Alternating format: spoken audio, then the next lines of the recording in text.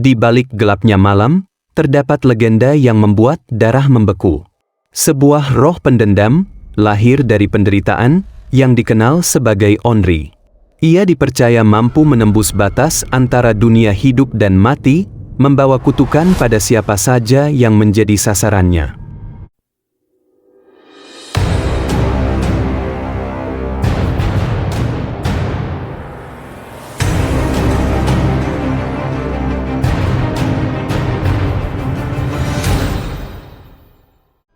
Onri adalah roh pendendam dalam mitologi Jepang, sosok perempuan yang mati dengan penuh kebencian dan rasa sakit. Mereka diyakini kembali ke dunia, bukan untuk mencari kedamaian, melainkan untuk membalas dendam pada mereka yang telah menyakiti, bahkan menghantui generasi berikutnya.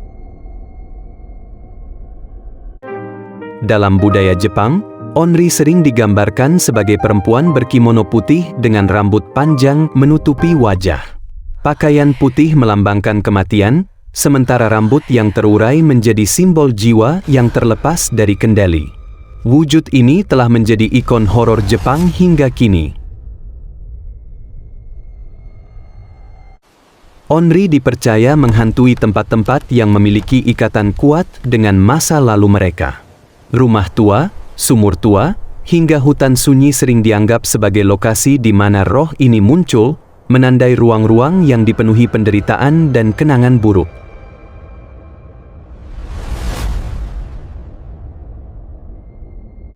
Tubuh Onri sering digambarkan pucat, dengan kulit kebiruan layaknya Maya. Tatapan kosongnya menusuk jiwa, seakan menyimpan kebencian yang tak pernah padam.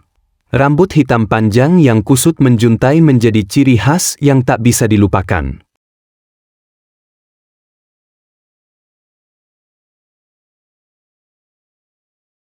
Berbeda dari roh lain, Onri tidak hanya menakutkan dalam wujudnya, tetapi juga memiliki kekuatan untuk memengaruhi dunia nyata. Mereka diyakini mampu menyebabkan penyakit, kecelakaan, bahkan kematian. Inilah yang membuat Onri begitu ditakuti dan berbeda dari hantu biasa. Onri diyakini muncul ketika amarah masa lalu dipanggil oleh kenangan yang belum tuntas. Ia mendekat tanpa suara, menurunkan suhu ruangan, meredupkan cahaya, dan mengubah waktu seakan melambat. Kehadirannya ditandai bau lembab, rambut yang meriap, dan napas yang menipis, sebelum akhirnya ia menampakkan wujud di tempat yang paling terkait dengan penderitaannya.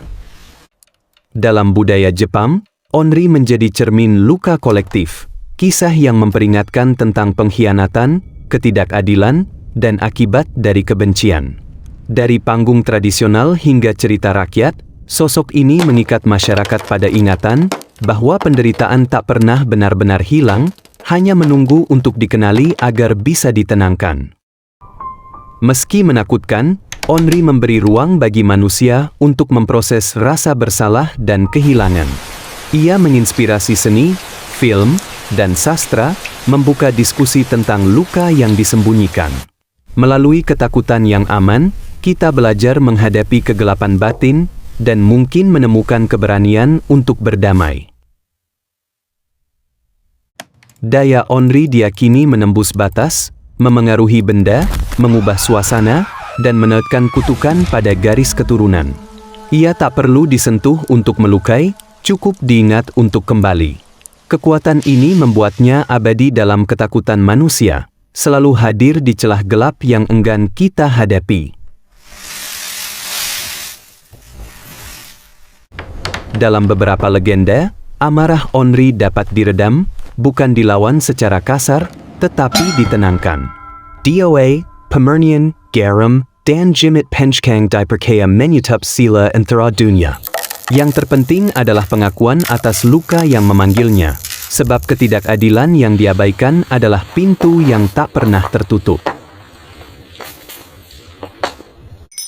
Onri sering digambarkan menautkan diri pada benda, tempat, atau peristiwa, sumur tua, sisir, cermin, dan surat yang tak terkirim. Di sanalah cerita berulang, mengundang kehadirannya setiap kali ingatan dibuka.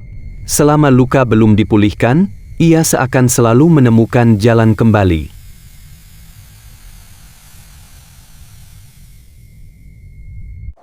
Untuk memanggil Onri, beberapa ritual kuno digunakan. Lilin merah, boneka jerami, dan mantera gelap menjadi sarana menghubungkan dunia manusia dengan roh pendendam. Namun, siapapun yang berani mencoba, harus siap menanggung akibat yang mengerikan.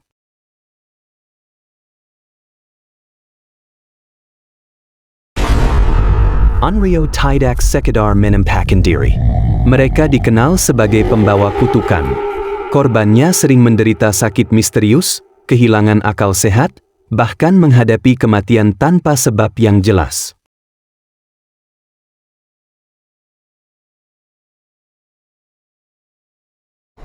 Banyak kisah penampakan Onri tercatat dalam sejarah. Salah satunya adalah di Kastil Himeji, di mana roh seorang wanita pendendam diyakini masih gentayangan, membuat para pengunjung merasakan hawa dingin yang menusuk tulang.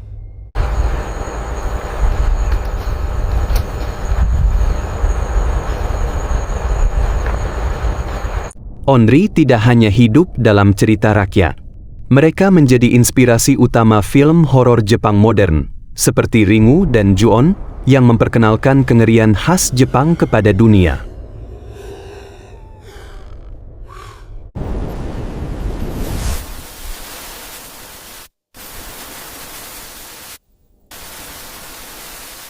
Bagi masyarakat Jepang, Onri melambangkan kemarahan, dendam, dan keadilan yang tidak pernah terwujud. Mereka adalah peringatan bahwa ketidakadilan bisa menimbulkan kutukan yang abadi.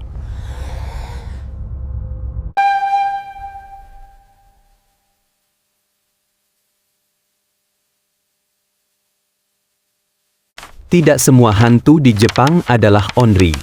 Ada roh penjaga, roh pelindung, bahkan roh yang tersesat.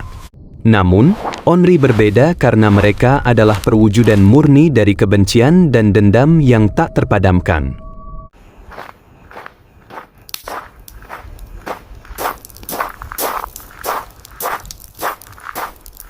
Hingga zaman modern, Onri masih menjadi inspirasi kisah-kisah horor Jepang. Dari kabuki klasik, lukisan kuno, hingga film modern seperti Ring dan Ju-on, sosok mereka terus dihidupkan. Bagi banyak orang, Onri adalah cermin dari ketakutan terdalam manusia, bahwa dendam tidak pernah benar-benar mati. Onri adalah simbol dari kemarahan, dendam, dan luka yang tak pernah sembuh. Kisah mereka mengingatkan kita bahwa kejahatan di dunia manusia seringkali lebih menakutkan daripada hantu itu sendiri. Mungkin, dalam setiap bayangan gelap yang kita takuti, tersimpan cerita pahit yang tidak pernah benar-benar hilang.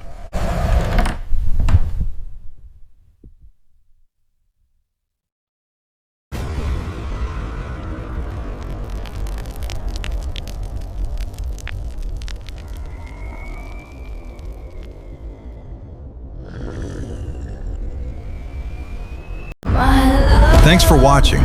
Don't forget like, comment, and subscribe. See you in the next video.